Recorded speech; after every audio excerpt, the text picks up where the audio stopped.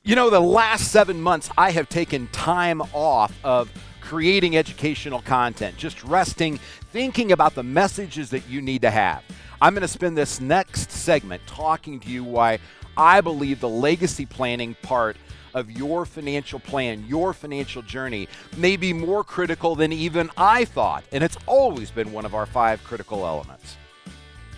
Hi, I'm Joe Clark, host of Your Retirement Playbook.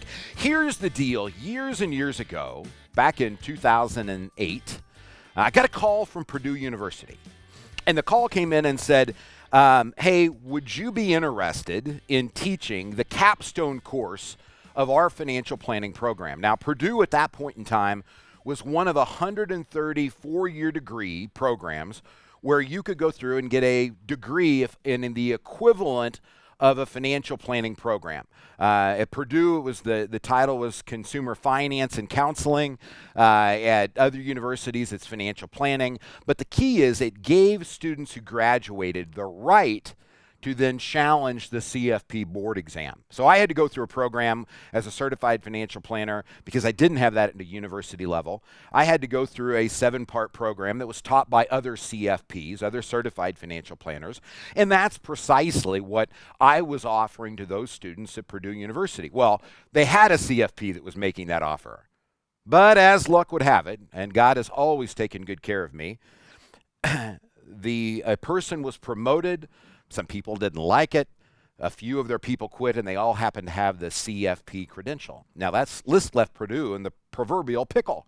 So Purdue picks up the phone, calls, actually it was an email, and says, hey, would you be interested in teaching this program? Now, I have to tell you, I'm nothing but forthcoming on this show to the best of my ability. I have a form of dyslexia. I can't do patterns, which means when we have chaos going on in the world, I actually thrive because that's how my normal days are, is getting up and trying to figure out how this goes. It's why I have to use plans and checklists and be so aware of what's going on. And it's, I've got 37 people on the team at the Financial Enhancement Group that support it, but it has truly been a wonderful blessing in my life. But I don't necessarily look at life in the academic box the way most people do. I love education. I love learning. I'm not much of an institution kind of guy. But nonetheless, Purdue said, will you teach this program? I agreed to do it for a semester. Then it became a year. Then it became 3 years. And then they made me an adjunct assistant professor. And I taught the program for 7 years. But in each of those times when I went in, I remembered me being at Indiana University, a family with not a lot of resources, and being told to buy textbooks that, quite frankly, professors never opened. And I thought it was outrageous. And so I read this textbook that they provided. It's $240. That's a lot of money to me. I can only imagine what it was to a parent or a student trying to figure out how to get through a 4-year degree. But as I read the book, number one, it was a mismatch of financial concepts. There was no organization. There was really no logic to it in terms of how it went through. And I think in all of life, we really have to understand where we are today and where it is we really want to go. That's why you'll always hear us talk about your financial journey. Understand where you are and where you want to go. You really do have to begin with that end in mind, if you will. So I'm reading this textbook, and it's my job to bring all of the elements of financial planning together for these students to be able to teach them what's going to matter most in their life, how they're going to impact you and others as well as themselves, what their career is going to be like. And that's a heavy burden. And I was anxious, I was a little scared, but I was also very, very excited. But as I looked at this textbook, there were mistakes that were in the book. And it's no difference than what I have said to you in the introduction to this, that there wasn't one semester where I didn't have to correct myself. Not because I was wrong, but because things changed. And that really is one of the big challenges in the financial world, is when you write something or you record something, it's out there for the world to see, right? But the problem is, as things change, you need to have something, a mechanism, a monitor that goes, hey, hello, something has changed in the world today, so that we can bring back and get caught up to speed with how this really applies. I used to tell people, and I'm not that big of a supporter of Google anymore, and that's a whole nother story, but I used to tell people that Google was data sensitive, not date sensitive. Right? Data sensitive, meaning the number of articles and materials that were written about a particular conversation will show up more than the most recent piece. And that's really important when you go to do research. It's very easy to read something that's 2 or 3 years old. Well, when a professor starts to write a textbook, many times these books have been in the works for 2 or 3 years, and that textbook had problems in it. It had challenges in it. It also had some very flat out mistakes. We'll leave those alone for now. But I got rid of the program and I asked Purdue if I could create my own curriculum. Purdue said, if the CFP board says okay, have at it. CFP board said, if Purdue says okay, have at it. I got him, right? So I created my own curriculum and then we trademarked it. I am an entrepreneur, guys. I run a business, right? I trademarked a process, and it's a process that I think you ought to follow. Now, I hadn't heard this quotation yet, but it really is the essence of what I tried to create. It comes from an author named James Clear. James wrote a book called Atomic Habits a few years ago. He worked with a guy named B.J. Foggs, who happens to be a friend of mine, another great book, Tiny Habits, and along with Ben Hardy, who wrote Willpower Doesn't Work and The Gap and the Gain and a few other books, again, another friend of mine.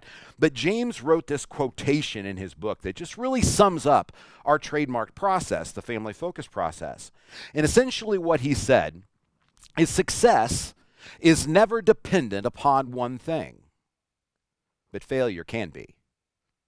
So let's take that to my health directive, if you will. I try to pay attention to what I read, what I eat, how much sleep I get. This crazy little ring on my finger, if you're watching on our YouTube channel, is like a sophisticated Fitbit that tracks my sleep and my heart rate and HRV and all those other great things. But tracking your sleep, your food, your exercise, all of those things come in together. And you know, it doesn't matter how often I go to the gym if I'm not going to sleep at all, or if I sleep well and go to the gym and eat a gallon of homemade ice cream every night, right? That one thing can really mess up the whole program. It is that combination of all of those things working together. And that's really what happens in the financial world, ladies and gentlemen. When you stop to think about this, you have got to focus on these basic, in my opinion, 5 things. So the first thing you start with is the journey. Where do you want to wind up, right? And if you don't know where you want to go, as Yogi Berra said, any road will get you there. We want to know where we want to go. And so my team is going to help you. And if you're doing this on your own, God bless, that's your business. If you're looking for a fiduciary, that's our business. But when you're looking at this, you want to understand where your financial journey is. Where is it that you really want to go? And we call that a financial vision. From there, in my mind, there's 5 things. So again, correlate that to health, right? Sleep, nutrition, exercise, movement, whatever you want to call it, what it is you're reading, etc. When we look at it in the financial world, there are about 5 things in my mind that you've got to get right in order to be successful, in order to hit that financial journey. 5 things, not one. Yet, in my opinion, any one of those 5 things can totally distort your financial life. It can wreck your financial engine in terms of where it is you're trying to go. So we start with your life after work. We don't call it retirement planning for a reason. I've watched many people just go home, sit in a chair, drink lemonade, and watch TV. Right? It's not that. Most people find other things to do. So it's your life after work. What's that going to look like? When's it going to start? How long will it likely last? How much money do you need? How do you process the concept of a budget? How do you turn it from income, from assets rather, that you've been watching in a 401k statement to income? How does that money actually get to you? So your life after work's the first one. You got to get it right. The second one is the annual tax plan, and don't miss the word annual or plan. This is not about reporting. The IRS makes sure you do that in April, usually, April 15th. This is annual. You've got to do it every year, and it's tax planning. That means you do it ahead of time. It's not post work where you review the return and go, oh, that wasn't a lot of fun. This is about what proactive things you can do to make your financial journey better, because you only get one shot. Where an investment statement goes up and down all the time, it's shown in calendar years, but the calendar really doesn't matter. In taxes, it matters. January 1st to December 31st is a bookend. You've got to make sure that you're there and prepared. The third is the investment playbook. How are you going to manage the money in crazy volatile periods of time like this? What's going to keep you dedicated to decisions that you've made? Where's that discipline going to come from?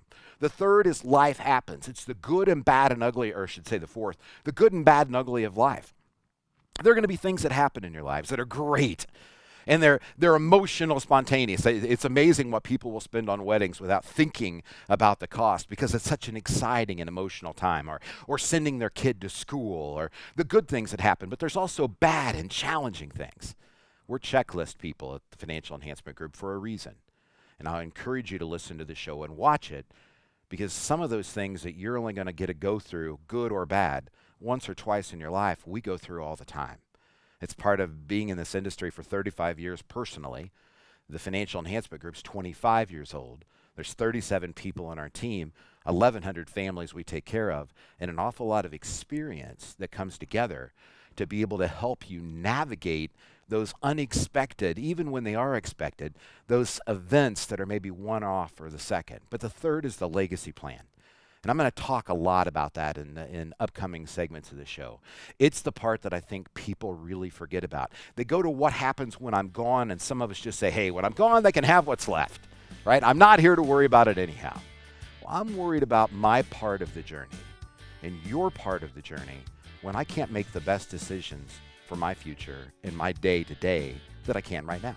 That's what legacy planning is really all about. It's about more than money. Hey, thanks for joining us. If you've got a question or comment, 800-928-4001. Go to yourlifeafterwork.com.